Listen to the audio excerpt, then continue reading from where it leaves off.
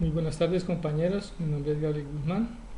El día de hoy voy a mostrarles cómo se realiza una prueba de análisis de varianza. Primero que todo, para esta prueba de análisis de varianza tenemos en cuenta nuestra muestra que hemos utilizado en las últimas ocasiones. Es una muestra que tiene los campos que vamos a trabajar.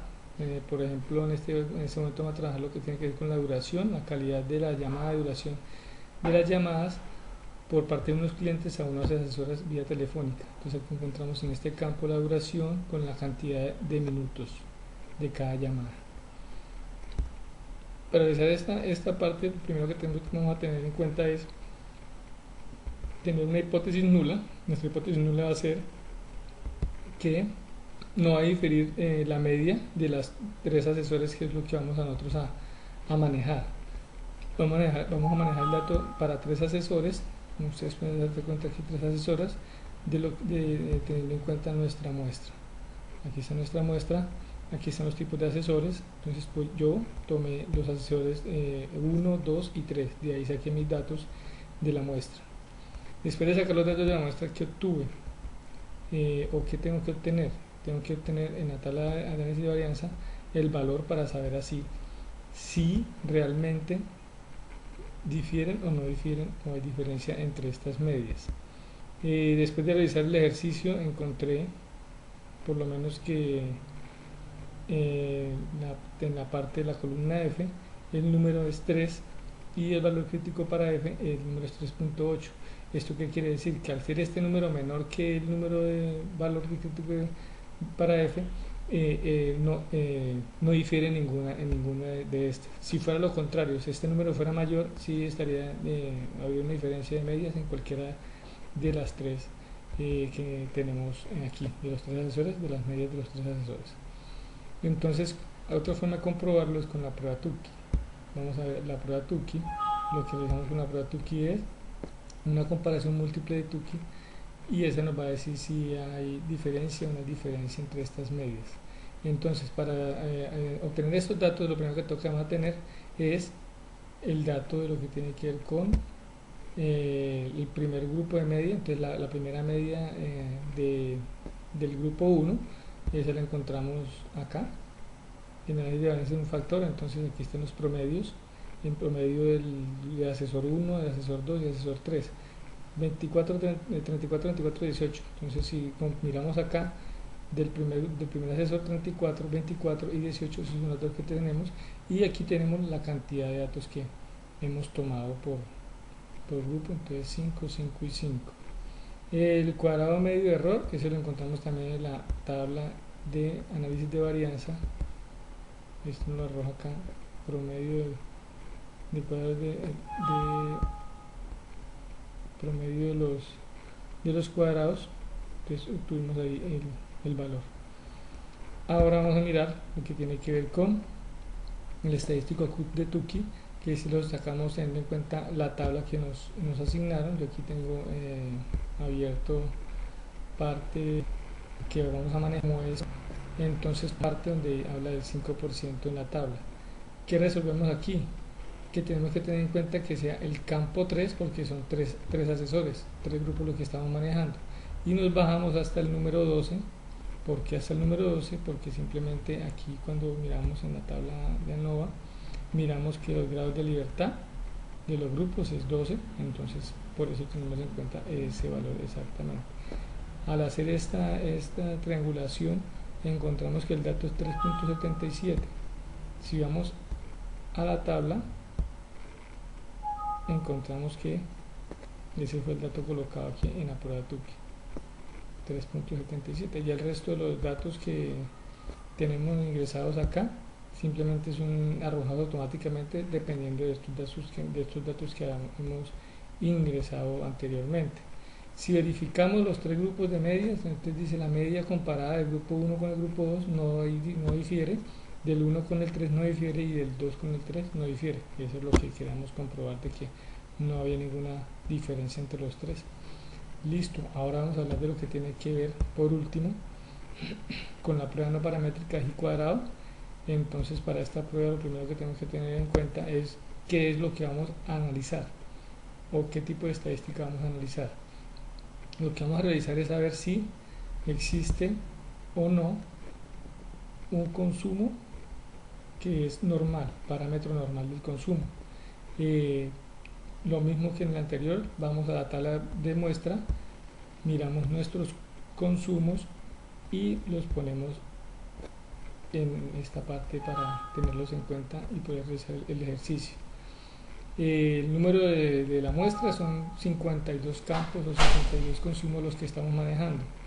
Sacamos en este espacio el mínimo, el número mínimo de consumo y el número máximo de consumo. Esos es los dos números topes que existen de esta cantidad de consumo.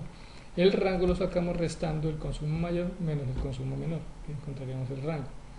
Ya para lo que tiene que ver con el intervalo, revisamos esta fórmula logarítmica y simplemente lo que hacemos es colocar la cantidad de campos o consumos que estamos realizando. Nos arroja un dato de 6.7. Como no podemos colocar en una tabla 6.7 campos, lo que hacemos es que lo aproximamos al que sigue, que es 7. Tenemos el dato de amplitud y realizamos la misma situación.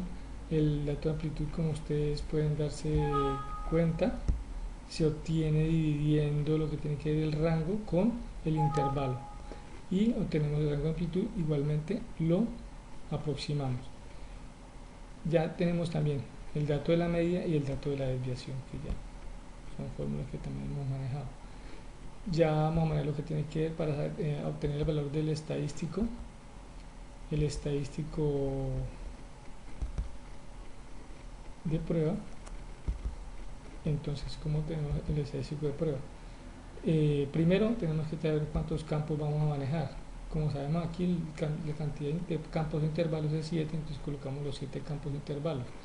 Colocamos aquí en la tabla 1 de consumo el dato mínimo, y lo que hacemos es que para el segundo campo sumamos lo que tiene que ver con el dato de la amplitud, y así hacemos sucesivamente para todos los campos. Aquí lo vamos a colocar en el campo 1 el dato encontrado en el campo 2, sumamos la amplitud y tenemos este dato. Sucesivamente se hace hasta llegar al final. Después de este proceso, lo que hacemos es que hallamos la frecuencia observada de estos clientes. Entonces, ¿qué hacemos? Tomamos y miramos cuántas veces está el dato que esté en este rango. Entonces encontramos que hay 9 campos que tienen este rango, que están aproximadamente dentro de estos dos rangos. Igualmente hacemos para todos, encontramos que al final, al realizar una pequeña suma, nos tiene que dar 52 porque son 52 datos, no nos puede diferir. Después realizamos una prueba de análisis estándar. ¿Cómo la realizamos? El primer campo lo dejamos en blanco, seguidamente realizamos la resta de lo que tiene que ver con el campo del segundo campo con la media, y lo dividimos por la desviación estándar. Eso nos da ese dato. Así es igual para las dos fórmulas de cada uno, el consumo 1 y el consumo 2, y obtenemos ese resultado. Ahora encontramos la probabilidad de que igualmente se observe este dato dentro de estos dos campos. ¿Cómo se realiza eso? Simplemente el primer campo, como está vacío, simplemente se hace la distribución normal estándar de ese campo llevado a 1. Ya para el segundo se realiza una resta de los dos campos. Después de realizar eso, realizamos el procedimiento para tener la frecuencia esperada. Entonces, la frecuencia esperada, ¿cómo se obtiene? Se obtiene de la multiplicación de la cantidad de campos o de la cantidad de consumo que tenemos por la probabilidad. Esto nos arroja un dato esperado. Si aquí decimos que la frecuencia esperada fueron 9, que se esperaban eran 7. Igualmente que si eran 11, se esperaban eran 6. Listo. Y ya para encontrar el estadístico de prueba, entonces lo que realizamos es la operación que tenemos aquí, que es simplemente coger el dato de la cantidad de frecuencia observada menos la frecuencia esperada al cuadrado dividido en la frecuencia esperada.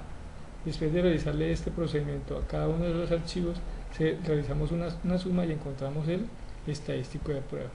Este estadístico de prueba necesitamos compararlo con otro dato. ¿Con qué dato lo vamos a comparar? Entonces lo vamos a comparar con el estadístico teórico. ¿Cómo tenemos el estadístico teórico? Simplemente con esta fórmula donde tenemos el 5% de significancia. Aquí obtenemos el dato de lo que tiene que ver con la cantidad de campos y la cantidad de parámetros, que son dos, como son, digamos aquí, la media y la desviación. Esto, al realizar, tener en cuenta esto, teniéndolo en cuenta en la fórmula, restándole 1, encontramos el grado de libertad. Este grado de libertad, ¿para qué nos sirve? Para poder obtener así el estadístico teórico que se obtiene realizando la fórmula. Prueba chi invertido, lo que tiene que ver con la desviación y lo que tiene que ver con la varianza y lo que tiene que ver con el grado de libertad. Aquí tenemos este valor.